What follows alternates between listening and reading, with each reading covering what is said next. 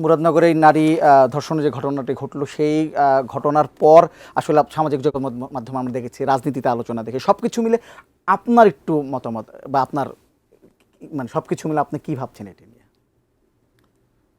যে কোনো নারীকে নির্যাতন, নিবর্তন কিংবা তার ভিডিও প্রকাশ করে দেওয়া এটি অন্যায়। সেখানে কি ঘটেছে তার চাইতে বড় কথা হচ্ছে ভিডিও প্রকাশ করে দেওয়া হয়েছে এবং তারপরে এটি নিয়ে নানা ধরনের মহল থেকে নানা রকম দাবি দাওয়া বলা হয়েছে।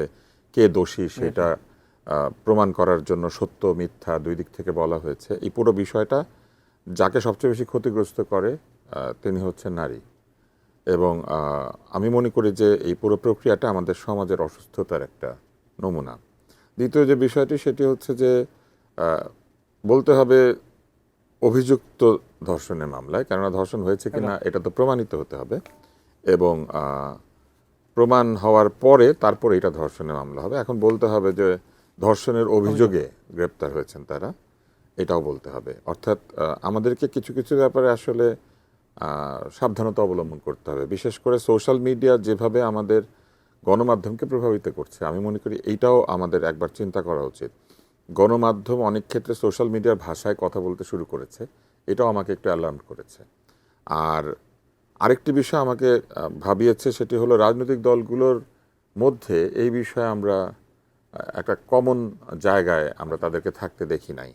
কেউ আরেকটি রাজনৈতিক দলকে দোষী করছে, কেউ এই বিষয়ে মন্তব্য করছে না, কেউ মিথ্যা কথা বলছে পরিষ্কার, এবং কেউ এইটি চাপিয়ে দেওয়ার চেষ্টা করছে সরকারের উপরে। আর আমার কাছে মনে হয়েছে যে এই ঘটনা থেকে সুযোগ নেওয়ার কোনো সুযোগ নাই। এটি একটি অপরাধ এবং সেই অপরাধের বিচার হতে হবে এবং যে কোনোভাবেই নারীর অসম্মান অপরাধ হিসেবে দেখতে হবে, নারীকে অসম্মান হিসেবেই। এটি কে করেছে, কার দোষ, এইগুলা বিষয় বিবেচনা নয়, বরং যেই দোষী হোক তার বিচার চাইতে হবে সবাই। এখানে আপনি একটু রাজনৈতিক দলগুলোর কথা বলি, যে সকাল থেকে যে আলোচনা আমরা দেখছি যে ইনি আওয়ামী লীগ করেন নাকি বিএনপি করেন, এটা তো আসলে কিছু আসে যায় না। উনি একটা অপরাধী, সেটাই বলছে। যে অপরাধ করেছে সে অপরাধী, সে কি করে এইটা দিয়ে তো তার পরিচয় না। সে অপরাধী, অপরাধীর অপরাধ বিচার হবে। কোনো দলের পক্ষে সম্ভব সম্পূর্ণ অপরাধ মুক্ত সদস্য দিয়ে দল তৈরি করা? এর মধ্যে অপরাধী ঢুকে যেতে পারে, কিন্তু নিয়ম হচ্ছে সেই দলকে বলতে হবে যে আমার দলে যদি কোনো অপরাধী থাকে আমি সেই অপরাধীর শাস্তি দাবি করি, এবং নিজের দলের অপরাধীর শাস্তিও দাবি করতে হবে। আমি এই জায়গাটাতেই মনে করি যে আমাদের একটা বিরাট অসুস্থতা রয়েছে। আমরা নিজের লোকদের দোষ দেখতে পাই না, বা অনেক সময় নিজের লোকদেরকে বাঁচানোর চেষ্টা করি। আবার এটাও ঠিক যে আমরা একজনের অপরাধ আরেকজনের ঘাড়ে চাপিয়ে দিয়ে রাজনৈতিক স্বার্থ সিদ্ধিরও চেষ্টা করি। এই বিষয়গুলো আসলে সুস্থতা না। অপরাধ যদি হয়ে থাকে সেই অপরাধ যেই করেন না কেন, যেই দলেরই হোক না কেন, তার বিচার হতে হবে বাংলাদেশের আইন অনুযায়ী, এবং যত দ্রুত সময়ে বিচার সম্পন্ন করে যিনি ভিকটিম, যদি কেউ ভিকটিম থাকেন এখানে, তাহলে সেই ভিকটিমকে তার সুবিচার নিশ্চিত করে তাকে স্যাটিসফাই করতে হবে। কারণ অপরাধ হতেই পারে, কিন্তু অপরাধের বিচার না হওয়া হচ্ছে অসভ্য সমাজের লক্ষণ। রাশেদ খান, আপনার কাছে যেটা জিজ্ঞেস করবো যে ঠিক আছে, এই ঘটনার পর মানে প্রকাশ হওয়ার পরপরই বা জানার পরপরই আইন শৃঙ্খলা বাহিনী তৎপর হয়েছে, সরকার তৎপর হয়েছে এবং 5 জনকে গ্রেপ্তার করা হয়েছে, সব কিছু ঠিক আছে। তারপরও এই ঘটনা নিয়ে যে যা হলো এবং যেভাবে হ্যান্ডেল করা হলো, সব কিছু মিলে আপনি সন্তুষ্ট আসলে? যে বলছে যে আসলে অপরাধী শাস্তি পেলে মানে পেতেই হবে যে দল করে না কেন, যেভাবে হ্যান্ডেল করা হলো সেটা কি আপনি সন্তুষ্ট? দেখেন, যে ঘটনায় ঘটুক না কেন, ইতিমধ্যে ভাই বলেছেন যে এইভাবে আসলে ভিডিও প্রকাশ করা এটা অন্যায়। সুতরাং এই অন্যায়ের সাথে যারা জড়িত অবশ্যই তাদের পানিশমেন্ট হতে হবে। এবং এই যে ঘটনা ঘটলো, আমরা শুরুতে দেখলাম যে এটা বলা হচ্ছে যে বিএনপির এক নেতা এ ধরনের ঘটনার সাথে জড়িত, সামাজিক যোগাযোগ মাধ্যমে পুরো ভাইরাল হয়ে পড়লো, গণমাধ্যমে নিউজ হলো। এরপরে আমরা দেখলাম যে না, সে বিএনপি না, সে আওয়ামী লীগ, এবং যারা ভিডিও করেছে তারা আবার ছাত্রলীগের। মানে এই ক্ষেত্রে কোনো একটি চক্রান্ত ষড়যন্ত্র আছে কি না সেটা খতিয়ে দেখা দরকার, এক। দ্বিতীয়ত, এই নারী তিনি আবার সংখ্যালঘু, অর্থাৎ হিন্দু সম্প্রদায়ের, এবং যিনি পুরুষ তিনি আবার মুসলমান। বিষয়টা আবার এইরকম দেখানো হচ্ছিল যে সংখ্যালঘু নারীদেরকে ধর্ষণ করা হচ্ছে। ডিজাইন, এলিগেন্স, বিউটি, সেরা পণ্য সবার জন্য জেভিকো। ইতিমধ্যে আপনি যদি খেয়াল করেন যে ভারতে কিন্তু এই বিষয়টা ব্যাপকভাবে প্রচার করা হচ্ছে যে হিন্দুদেরকে এইভাবে ধর্ষণ করছে মুসলমানরা। ইউনূস সরকারের আমলে হিন্দুরা নিরাপদ নয়। এর আগেও কিন্তু এই ধরনের প্রচার কিন্তু আমরা লক্ষ্য করেছি। আমরা পরবর্তীতে যদি মিডিয়ার কারেকশন দেখি, সেখানে আবার বলা হচ্ছে যে মূলত পরকীয়াকে কেন্দ্র করে এই ধরনের ঘটনা ঘটেছে এবং এই লোকটির কাছ থেকে ওই পরিবারটি ঋণ নিয়েছিল এবং এটিও আমরা দেখলাম যে ওই পরিবারের সদস্যরা যখন পূজা করছে তখন আবার তারা পরকীয়ায় লিপ্ত হয়েছে।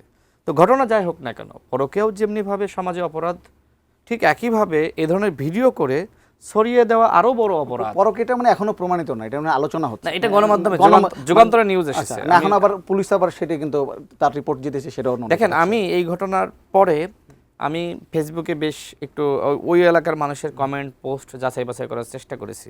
তো আমি দেখলাম যে একজন একটা কমেন্ট করেছে, তিনি আবার এক মসজিদের ইমাম আমার কাছে মনে হলো। তো মানে তার প্রোফাইল দেখে আমি আবার দেখলাম তার প্রোফাইলে ক্লিক করে যে মিউচুয়াল কে আছে আমার সাথে, দেখলাম যে 3 জন মিউচুয়াল। তো ওই এলাকার একজন আমি কথা বললাম, তার বাসা আবার আপনার কুমিল্লা সদরে।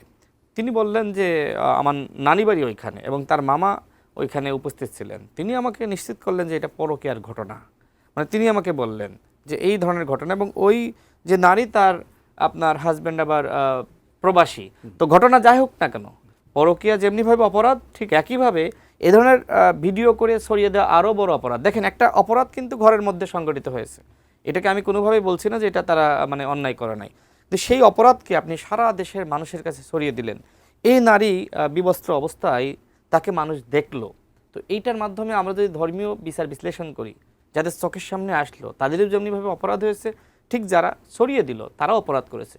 সুতরাং আমার কাছে যেটি মনে হয় যে যারা এই ধরনের ঘটনার সাথে সম্পৃক্ত, অবশ্যই তাদেরকে বিচারের আওতায় আনতে হবে। কিন্তু সরকারের গাফিলতি আছে, এটা মানতে হবে। যে কোনো ঘটনায় যেমন একজন উপদেষ্টা আসিফ মাহমুদ এই বিষয়টি নিয়ে ফেসবুকে পোস্ট করেছে, আবার তিনি কিন্তু বিএনপিকে ইঙ্গিত করে কিন্তু পোস্ট করেছেন। এরপর আমি দেখলাম যে আপনার ঢাকা বিশ্ববিদ্যালয় শিবিরের সভাপতি এবং সাধারণ সম্পাদক তারাও বাস বিএনপিকে পেছিয়ে তারা কিন্তু ফেসবুকে পোস্ট করেছে। তো এই যে একে অপরের কাদা ছড়াছড়ি, ফখরুল ইসলাম আলমগীর কিন্তু বলেছেন যে একজন উপদেষ্টা নিজের স্বার্থ সিদ্ধির জন্য মুরাদনগরের ক্ষমতা, আমি সেটাই বলছি, গণঅভ্যুত্থানের পরে এই ধরনের গণতান্ত্রিক চর্চা, এই ধরনের অপবাদ, এই ধরনের একজন আরেকজনকে দোষারোপ করা, মানুষের কাছে ভিলেন প্রমাণ করা, অপরাধী হিসেবে চিহ্নিত করা, এই প্রবণতা যদি আমরা বন্ধ করতে না পারি, তাহলে এই যে বিচ্ছেদের রাজনীতি, আজকে ঐক্যমত কমিশনের ঐক্য কিভাবে আসবে? আপনার চেহারাই তো আমার ভালো লাগে না। মানে এমন একটা পরিস্থিতি সৃষ্টি করা হয়েছে যে তুষার ভাইকে দেখা মানেই ও যাই বলুক না কেন তার কথা আসলে মানা যাবে না, রাশেদ খান যাই বলুক না কেন তুষার ভাই মনে করবে না ছেলেটা খারাপ, ওর কথা মানাই যাবে না। এই পরিবেশটা আসলে কেন সৃষ্টি হলো? আমরা যারা সবাই মিলে এখানে আমরা যারা 3 জন আছি, আমরা তো এক হয়ে একতাবদ্ধ হয়ে তো লড়াই করেছি, তাই না? তো এই একতাবদ্ধ শক্তির ভিতরে যখন এই ধরনের বিভাজন সৃষ্টি হয়, তখন কিন্তু মানুষ বলে আওয়ামী লীগই ভালো ছিল।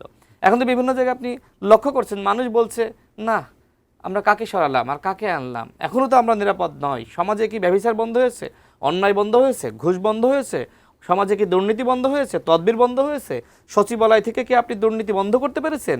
এখনও শুনছি বিভিন্ন ঠিকাদারি কাজ টেন্ডারের জন্য 10%, 5% দিতে হয়। কাদেরকে? কোনো কোনো উপদেষ্টার নাম শোনা যাচ্ছে, উপদেষ্টাদের সচিবের নাম শোনা যাচ্ছে, সচিব নিয়োগই শোনা যাচ্ছে, শত কোটি টাকার লেনদেন হয়েছে না? এমনকি উপদেষ্টাদের আপনার স্বামী, মহিলা উপদেষ্টার তার স্বামী নসরুল হামিদ বিপুর সম্পদ, লুটেরা সম্পদ পাহারা দিচ্ছে। ইনকলাবে সংবাদ প্রকাশিত হয়েছে, সাবের মান্নানদের তারা জামিন দিচ্ছে।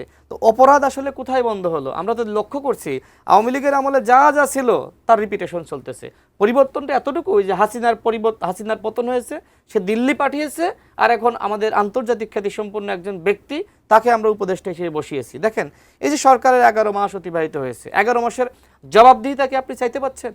হাসিনার যেমনিভাবে কোনো জবাব দিতে ছিল না, হাসিনার মন্ত্রীদের জবাব দিতে ছিল না, ঠিক এই উপদেষ্টাদের কোনো জবাব দিতে আছে? উপদেষ্টারা বলেছিল যে প্রতি মাসে তাদের সম্পদের হিসাব দিবে, সচিবদের দিবে, কর্মকর্তাদের দিবে। 11 মাসে তো 11 বার দিতে হয়তো, একবার দিয়েছে। আমি একবার দিলে আমি ভাবতাম যে হ্যাঁ তারা সৎ, তারা সাধু। আপনি কি আশা করেছিলেন যে জাদুমন্ত্রের মধ্যে সব পরিবর্তন আমি কেন আশা করব? তবে আমি তো আশা করতে এতটুকু পারতাম যে 100% না হোক, 50% হোক। আমাদের প্রধান উপদেষ্টা জি এই আশা তো তারাই দিয়েছিলেন, যারা সংস্কার করবেন বলছেন, তারা নিজেরা আমাদেরকে দেখাতেন যে কি সংস্কার তারা করে দেখাতেন, যে সংস্কৃত একটি সরকারের আচরণ কিরকম।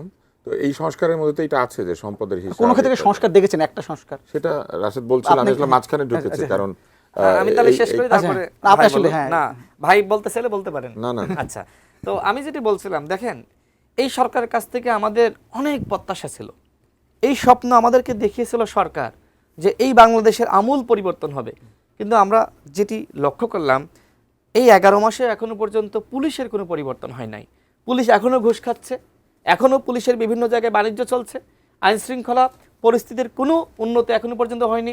আওয়ামী লীগের সময়ও কিন্তু মানুষ পুলিশকে ভয় পাইতো, কিন্তু এখন মানুষ কিন্তু পুলিশকে ভয় পাইতেছে না। এখন দেখেন সেনাবাহিনী তারা যৌথ বাহিনীর ভূমিকায় আছে, তারপরেও কিন্তু সমাজে মানুষ কিন্তু ভয় পাচ্ছে না। সেনাবাহিনীকে কিছুটা ভয় পায়, র্যাবকে ভয় পায় না।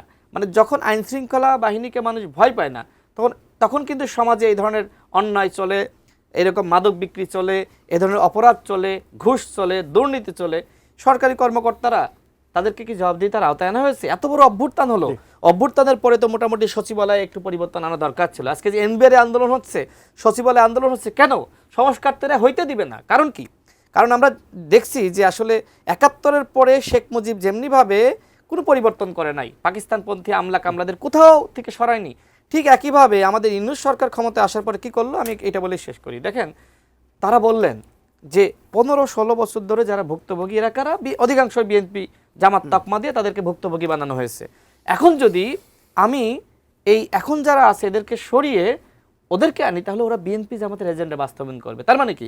তার মানে এখন যারা আছে এরা তো আওয়ামী লীগের সুবিধাভোগী, এদেরকে ভয় দেখিয়ে যত কাজ করানো যায়। কিন্তু এরা ভুলে গেল যে এরা তো গোকরা সাপ, এরা যখন সুযোগ পাবে সবল মারবে। এই যে এনবিআর আন্দোলন, সচিবালয় আন্দোলন, বিভিন্ন জায়গায় আন্দোলন, এগুলো তো গোকরা সাপ।